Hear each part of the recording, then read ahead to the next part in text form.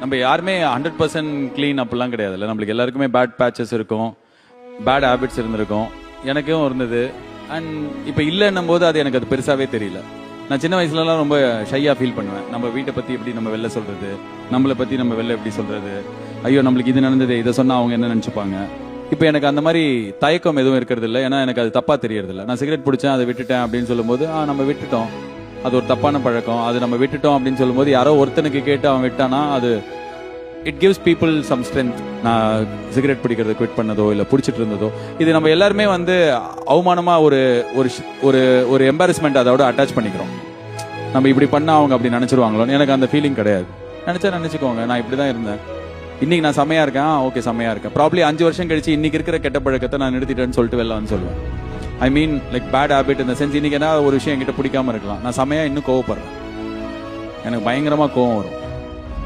அந்த கோவம் எக்ஸ்ட்ரீமா இருக்கும். இப்போ நான் 5 வருஷத்துக்கு முன்னாடியோட பெட்டரா இருக்கேன். பட் இன்னும் ஒரு 5 வருஷத்துக்கு அப்புறம் I want to handle it even better.